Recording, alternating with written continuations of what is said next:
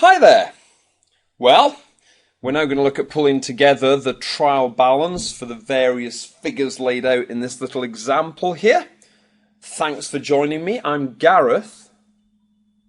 Well, I always think drawing up a trial balance is really just a great test of your basic knowledge of double entry. Which side of the trial balance the ledger account balances would be put just corresponds to the kind of account balance they are. Now, I'm a big fan of the dead click mnemonic for remembering what debits and what credits can represent. So on the dead side, debits will represent expenses. So rent expense, for instance, would go on the debit side. Assets. So if I've got a motor vehicle, that's an asset of the business, that would go on the debit side. And drawings, so if you've got a ledger account for drawings taken by the sole trader, that would go on the debit side. So we've got our dead. And then on the click side, well, a credit can represent liabilities. So if I owe money to the bank, for instance, that would be on the credit side. Can be income. So if I've made some sales, that would be on the credit side. And capital. So if the sole trader has put money into the business and they have a capital ledger account balance, that would go on the credit side. So that's your click. So that's your basic dead click principles, which I always use to help remind myself of which side of the trial balance any particular item is going to go. Well, let's start looking at the account balances here. So the first ledger account balance we've got is sales of 12,000. So let's remind ourselves what sales is. Well, sales is your income. That would go on your P&L or your income statement. Now, income's part of the click. So I think my sales ledger account balance will go on the credit side. We've then got purchases as the next item to deal with. Now, purchases is an expense of the business. In fact, quite specifically, it's the expense of when you buy things that you're going to sell on to your customers. So if I'm a sandwich shop and I buy bread and cheese and ham, that'll then be sold on as part of sandwiches. Bread, cheese and ham would be the purchases of a sandwich shop. Now that's an expense of the business. Expense is part of the dead. So I'm thinking that goes on the debit side. We've then got rent. Now rent is another expense of the business. That's the expense of occupying the shop or the office that we're in. So again, just like with purchases, that's going to be on the debit side. That's part of the dead. Well, salaries is actually another expense. That's the expense of employing staff. So another expense. That's on the dead side. So 1,000 for the salaries. We've then got some cash, 1,500.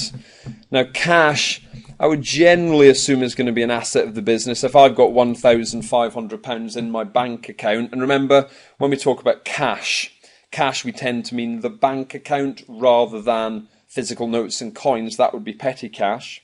But if I've got £1,500 in my bank account, that's an asset of the business. That's part of the dead, so we'll actually go on the same side as the expenses on the debit side. Just be careful though, can you imagine if we had an overdrawn balance at the bank, if we had a bank overdraft, that's effectively a negative cash balance. Well, an overdrawn balance is a liability owed to the bank, which would therefore go on the click side, would go on the credit side. I've then got some machinery. Well, machinery is something I own. So machinery is another asset. So I've got another debit for the 3,500 value of machinery. And, a word to watch out for is they may talk about plant. Plant is just another word for machinery or equipment that we might have. Well, we've then got some returns. Now, returns I think you always need to be quite careful about. Returns, in this case, sales returns, would be when customers have sent me back goods that they're not happy with, perhaps. Now, I always think of returns as being just the opposite of the thing they relate to. So if sales was income on the credit side, sales returns, well, if customers are sending me back stuff, that's effectively going to reduce the income. It's like I didn't really make a sale. So sales returns will actually be reduced income, and so needs to go on the opposite side to the sales themselves. So if the sales are on the credit side, sales returns need to go on the debit side. You can see just on the opposite side to the thing that they relate to. A similar idea with the purchases returns. This is me sending goods back to suppliers. Now, if the purchases was an expense on the debit side, well, purchases returns, that's effectively going to reduce the expense if I've now sent stuff back. It's not really a cost of the business. So we'd therefore go on the credit side. So we've got purchase returns there for 400. Shown on the credit side. Again, on the opposite side of the thing that they relate to. So that's probably the easiest way to deal with returns, is just put them on the opposite side to the thing they relate to. Well, we've then got some discounts. So we've got discounts received and, in fact, discounts allowed. Now, be a bit careful. It's easy to confuse the two. Discounts received as if I receive a discount from a supplier. So a supplier letting me off with part of what I owe them. Now, a couple of ways you can think about that is discounts received from suppliers would actually reduce the expense of purchases because they're not asking you to pay the full purchase cost. So if you're reducing the purchase expense, it'll be on the opposite side of the debit for purchases, so it would be on the credit side. So discounts received. Again, a bit like the purchase returns, I can think of it as being a reduction to the expense. It'll reduce my effective purchases expense. So if we've received discounts of £200, put it on the credit side there. The other way sometimes people think of discounts received is it's like anything else that's received. If something's received, it's income. And income's gone the credit side part of the click. We've also then got discounts allowed. Now, discounts allowed is me allowing discounts to my customers. This is me letting credit customers off with part of what they owe me. And again, one way to consider this is you could imagine it's reducing the income. If I let them off with part of what they owe me, I'm not going to get that full income. So if it's reducing the income, it's going to go on the other side of the trial balance. So discounts allowed would maybe reduce income, would therefore go on the debit side. So I've got a figure of £300 there.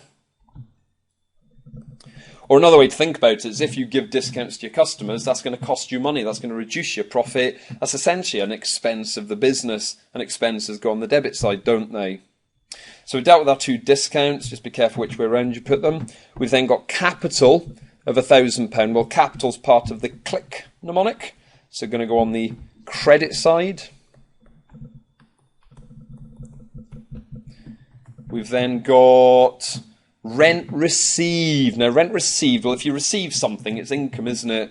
Whether it's sales received or interest received, rent received. Maybe I sublet part of my building to somebody else who pays me rent for it. So that's income. So on the credit side, part of the click. So rent received, which is some income. 150 on the credit side. What's next? Well, we've then got VAT. Now, be careful with VAT because your VAT control account could potentially be an asset or a liability. Depends on what your net position with the taxman is. Depends ultimately on whether your output VAT or your input VAT are greater when you do your VAT return. Well, here this is VAT owed to HMRC. This is us owing money to the taxman. That's therefore a liability. So I'm thinking 1,500 as a liability will go on the credit side. So this VAT is a liability here. 1,500. Well, what next? So we've then got sales ledger control account for 3,000 and purchases ledger control account for 1,200. Now, remember the control accounts record the total amount either owing from your customers or owing to your suppliers. Sales ledger control account is the total balance owed to us by our credit customers. That's an asset of the business. That's therefore going to go as part of the debt. That's on the debit side. The purchases ledger control account is the total that I owe to my suppliers. That's a liability. That's going to be on the click side. So if I now take my sales ledger control account into my list, so sales ledger control account, that's an asset. That's what we're owed by our customers. So on the debit side, the 3,000. And then the purchases ledger control account, what I owe my credit suppliers, that's a liability at £1,200. And then the final item, we've got a bank loan. So we've obviously borrowed money from the bank at some point. Bank loan is a liability. That's part of the click. So I'm thinking the bank loan. If I add it to my list, you can see as you're drawing up the trial balance, you're literally just putting each of the ledger account balances into the list as you go along. So liability on the click side at £350. Well, I reckon I've now entered all of the various elements into my trial balance. The proof of the pudding as to whether I've got it right will be whether it balances. So I would always then finish off by adding up each of the two columns. A trial balance should balance. The clue's in the name, isn't it? So if I start adding up, what have we got?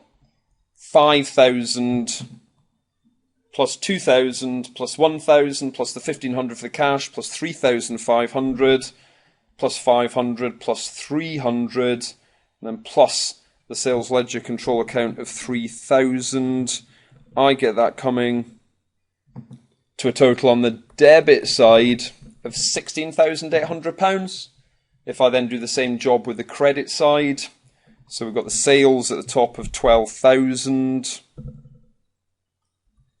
Then down to the purchases returns, add 400, add 200, add the 1,000 for the capital balance, add 150, add 1,500.